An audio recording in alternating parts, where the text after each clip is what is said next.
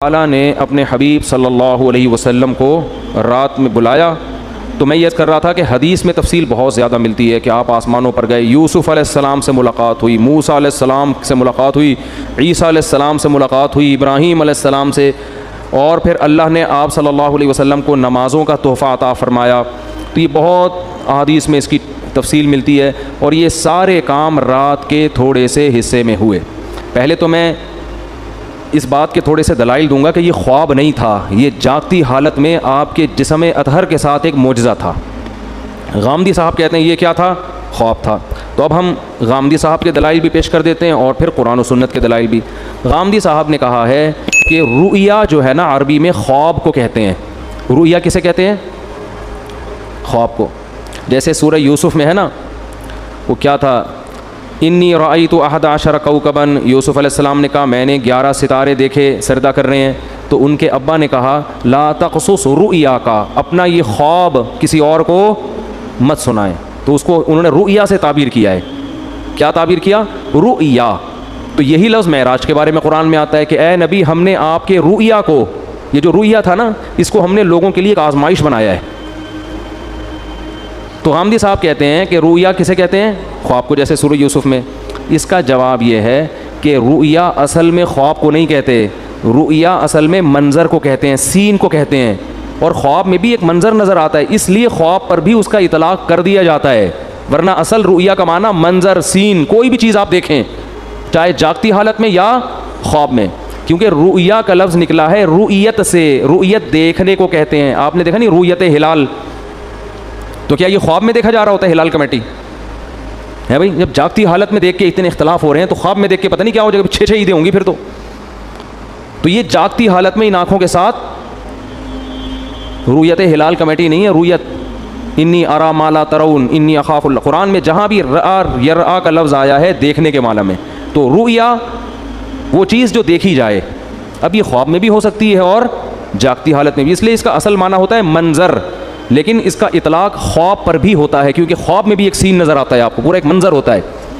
تو اب ہم دیکھتے ہیں کہ قرآن میں جو نبی کے لیے معراج کے لیے رؤیا کا لفظ استعمال ہوا ہے وہ خواب کے معنی میں ہے یا منظر کے معنی میں، دونوں احتمال اس میں ہیں۔ تو ہم قرآن ہی سے فیصلہ کروا لیتے ہیں کہ وہ حقیقت تھی یا بولو خواب تھا۔ قرآن میں 2 واضح قرینیں، اگر ہم حدیث کو ہٹا دیں، حدیث سے تو پتہ چلتا ہے کہ یہ خواب نہیں تھا، حدیث سے تو صاف کہ براق پہ بیٹھ کے آپ جا رہے ہیں، خواب میں ان تکلفات کی کیا ضرورت ہے؟ خواب میں آپ امریکہ جاؤ ایسے ہی پہنچ جاتے ہو بغیر جہاز کے بھی۔ یہ جو پورا براق آ رہا ہے، جبریل آ رہے ہیں، جایا جا رہا ہے، پھر وہاں امامت ہو رہی ہے، حدیث سے تو صاف پتہ چلتا ہے، لیکن ہم قرآن میں بھی دیکھتے ہیں کہ 2 واضح قرینے ہیں جن سے پتہ چلتا ہے کہ یہاں رؤیا خواب کے معنی میں نہیں ہے۔ سب سے پہلے اس رؤیا کے آگے پیچھے جو آیت ہے وہ خود ہی بتا رہی ہے۔ فرمایا وما جعلنا الرؤيا التي اريناك الا فتنة للناس والشجرة الملعونة في القرآن، کہ ہم نے اس رؤیا کو بھی اور قرآن میں جو ملعون درخت کا تذکرہ ہوا ہے ان دونوں چیزوں کو لوگوں کے لیے آزمائش بنایا۔ کیسے؟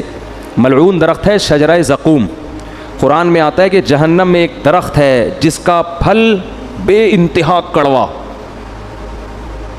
بہت کڑوا، جو جہنمیوں کو کھلانے کے لیے دیا جائے گا۔ اس پر مشرکین مکہ کہتے تھے کہ ایک طرف آپ کہتے ہیں جہنم میں آگ ہے، دوسری طرف کہہ رہے ہیں جہنم میں درخت ہے، درخت آگ میں نہیں اگتے۔ آئی بات سمجھ میں؟ تو اللہ نے قرآن میں فرمایا کہ اللہ، جس کا حاصل یہ ہے کہ اللہ کو یہ طاقت اور قدرت ہے کہ وہ آگ کے اندر بھی درخت پیدا کر دے، اور وہ کیا ہے اس کے بارے میں قاروہا، وہ پورے آیت مجھے یاد نہیں آ رہی، کہ اس کی جو جڑیں ہیں نا وہ جہنم کی تہ میں ہیں، اس طرح کی آیت ہے۔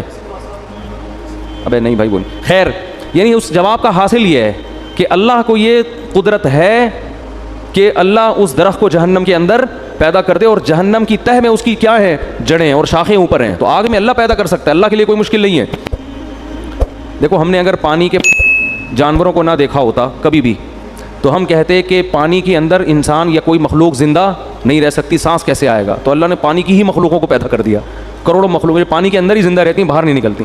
تو اللہ کو یہ قدرت ہے کہ وہ اسی ماحول کے حساب سے چیزیں پیدا کر دے۔ تو اللہ فرماتے ہیں ہم نے یہ ملعون درخت کو بنایا کس کے لیے؟ آزمائش، تاکہ مشرکین اور غیر مسلم اس کا انکار کریں، کہ ایسا ممکن نہیں ہے. حالانکہ یہ انکار کرنا بنتا اس لیے نہیں ہے کہ اللہ ہر چیز پر قدرت رکھتا ہے. تو ہم نے زقوم درخت کو بھی لوگوں کے لیے کیا بنا دیا؟ آزمائش, کہ یہ اللہ کی قدرت جو مانتا ہے وہ تو اس کو مانے گا, جو اللہ کی قدرت نہیں مانتا وہ اس کا انکار کرے گا. تو اسی کے ساتھ اللہ نے نبی کی معراج کا بھی تذکرہ کیا کہ ہم نے نبی کو جو منظر دکھایا اس کو بھی لوگوں کے لیے کیا بنایا؟ آزمائش. کیا مطلب؟ جو اللہ کی قدرت کو مانے گا وہ تو مانے گا اس واقعے کو, جو کہتے ہیں اللہ ایسا نہیں کر سکتا وہ اس واقعے کا انکار کر دے گا. خواب اگر یہ ہوتا تو خواب کو ماننا کوئی اچھمبے کی بات نہیں ہے, یہ فتنہ تھوڑی بنتا. نبی کہتے ہیں مجھے خواب آیا ہے, یہ ہوا ہے, تو ابو جہل بھی کہتے تھا بھائی خواب تو کسی کو بھی کچھ بولو نا بھائی آ سکتا ہے, خواب میں تو آپ کہیں بھی جا سکتے ہیں, کوئی بھی انکار نہ کرتا. لیکن جیسے وہ کہہ رہے تھے عقلاً یہ ممکن نہیں ہے کہ جہنم میں درخت پیدا ہو جائے, ایسے ہی عقلاً یہ ممکن نہیں ہے کہ کوئی انسان زندہ اپنے جسم کے ساتھ رات کے تھوڑے سے حصے میں مسجد حرام سے مسجد اقصی اور آسمانوں کی سیر کر کے آ جائے.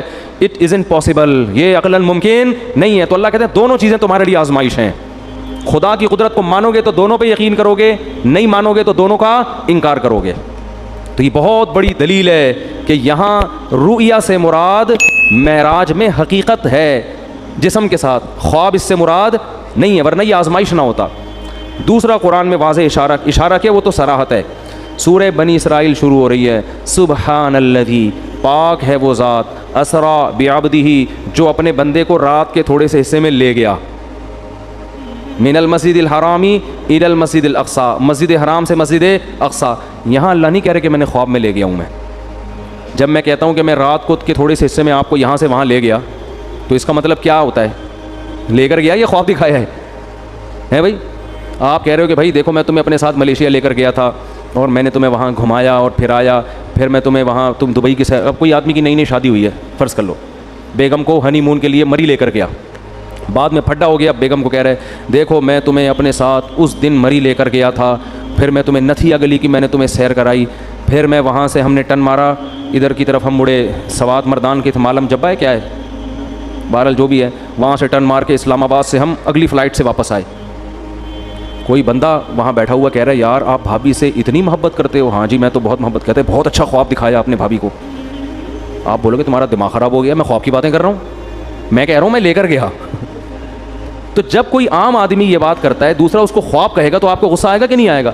اللہ سورہ بنی اسرائیل شروع اس طرح سے کر رہے ہیں, سبحان الذی, پاک ہے وہ ذات, اسرا بعبدہ, جو اپنے بندے کو لے گیا, لیلاً, رات کے تھوڑے سے حصے میں. یہ تنوین تقلیل کے لیے, تھوڑے سے حصے میں بھی اللہ اپنی قدرت دکھا رہا ہے.